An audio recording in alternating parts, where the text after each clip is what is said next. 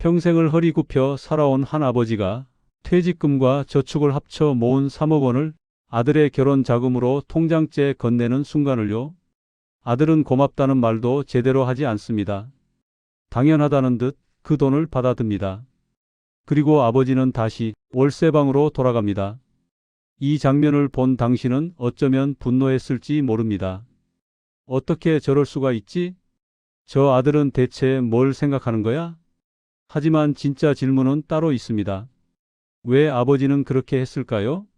왜 자신의 노후를, 존엄을, 삶의 안정을 포기하면서까지 자식에게 모든 것을 주는 걸까요?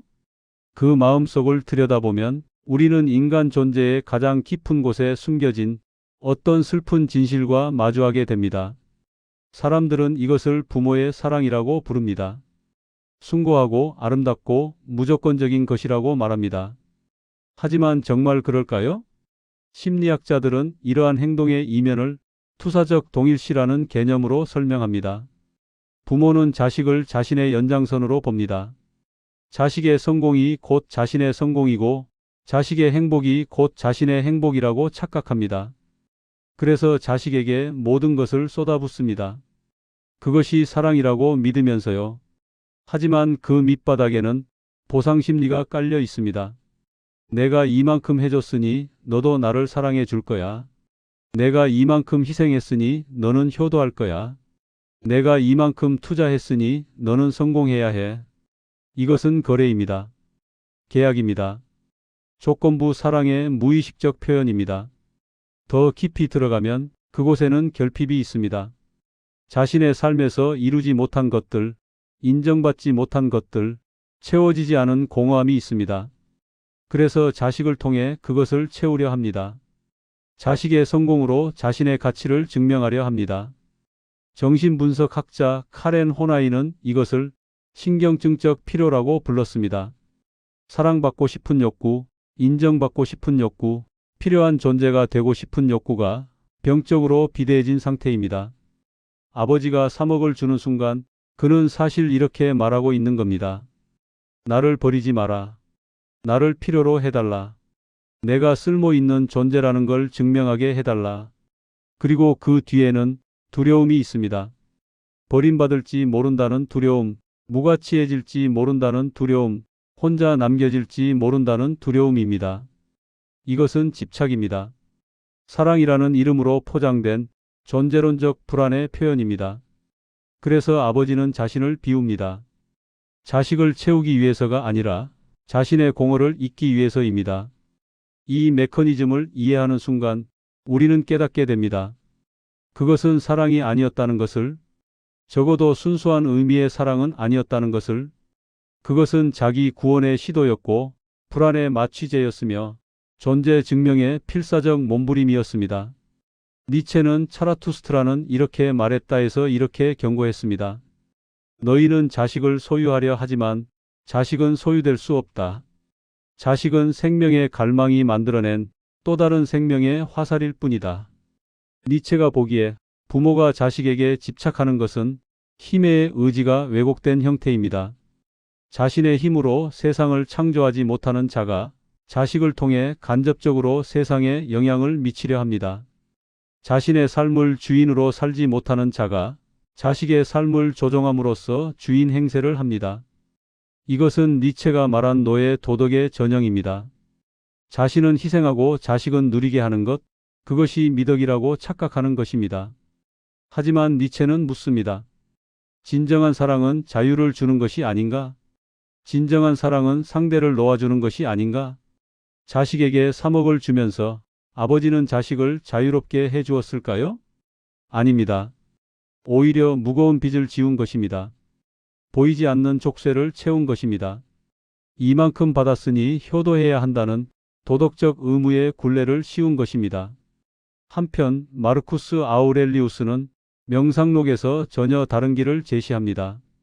내가 통제할 수 있는 것과 통제할 수 없는 것을 구분하라. 그리고 통제할 수 없는 것에 대해서는 집착하지 마라.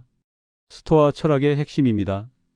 자식은 당신이 통제할 수 없는 존재입니다. 자식의 인생은 자식의 것이지 당신의 것이 아닙니다. 자식의 선택은 자식의 자유이지 당신의 뜻이 아닙니다. 그런데 우리는 자꾸 통제하려 합니다. 돈으로, 희생으로, 눈물로 통제하려 합니다. 아우렐리우스는 이렇게 말합니다. 진정한 선물은 아무것도 기대하지 않는 것이다. 받는 자가 그것을 어떻게 쓰든 주는 자는 이미 주는 행위 자체에서 완결되어야 한다. 3억을 주되 그것이 어떻게 쓰이든 상관하지 않는 것, 효도를 기대하지 않는 것, 감사를 요구하지 않는 것, 그것이 진정한 사랑입니다. 하지만 그것이 가능한 사람이 얼마나 될까요? 쇼펜하우어는 의지와 표상으로서의 세계에서 인간의 비극을 이렇게 진단합니다. 우리는 끊임없이 욕망한다. 욕망이 채워지면 권태가 찾아오고 채워지지 않으면 고통이 찾아온다. 그래서 인생은 고통과 권태 사이를 진자운동할 뿐이다. 아버지가 3억을 주는 것도 이 욕망의 메커니즘에서 벗어나지 못합니다. 자식에게 주고 싶은 욕망, 인정받고 싶은 욕망, 의미 있는 존재가 되고 싶은 욕망이 끊임없이 그를 몰아붙입니다.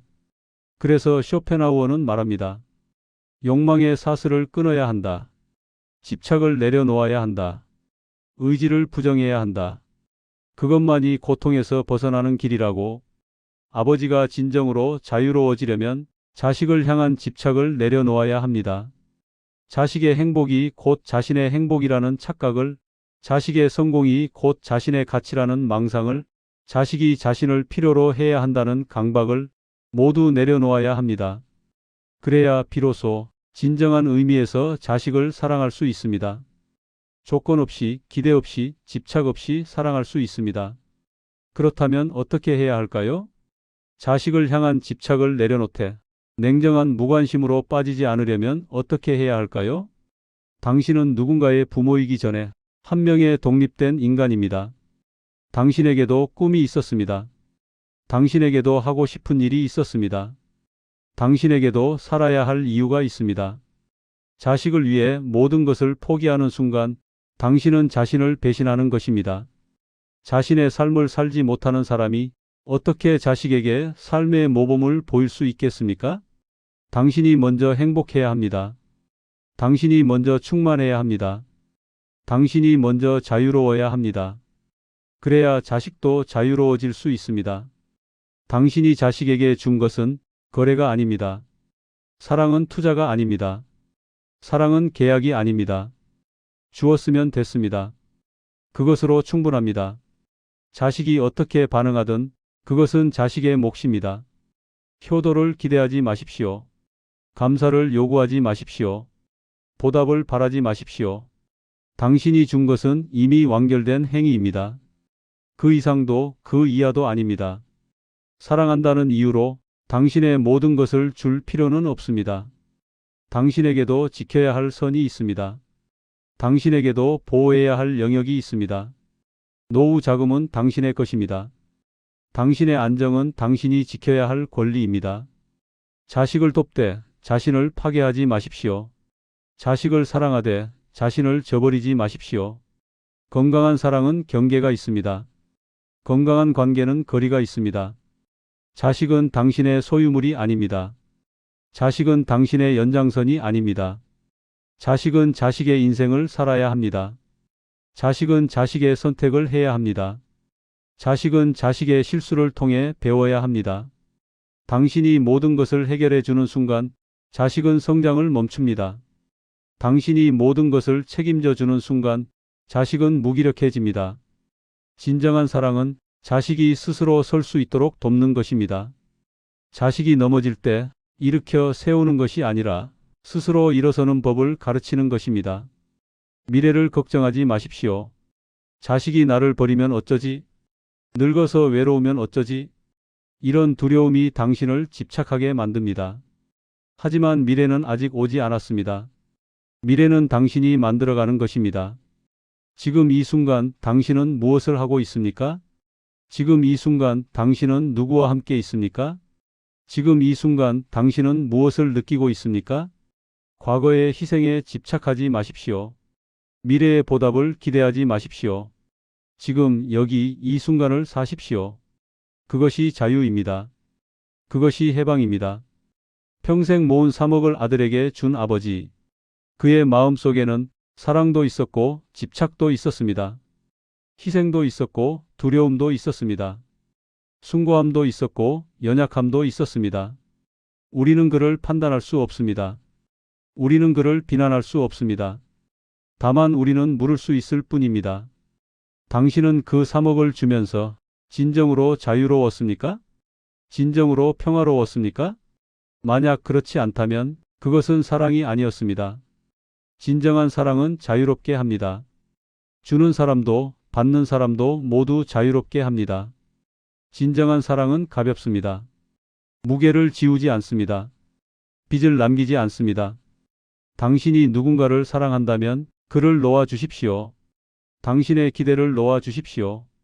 당신의 집착을 놓아 주십시오. 당신의 두려움을 놓아 주십시오. 그리고 당신 자신을 사랑하십시오. 당신의 삶을 회복하십시오. 당신의 행복을 찾으십시오. 당신의 자유를 누리십시오. 그것이 진정한 사랑의 시작입니다. 이제 마지막 질문을 던집니다.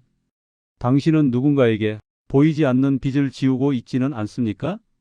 당신은 사랑이라는 이름으로 누군가를 옥죄고 있지는 않습니까? 그리고 당신 자신은 진정으로 자유롭습니까?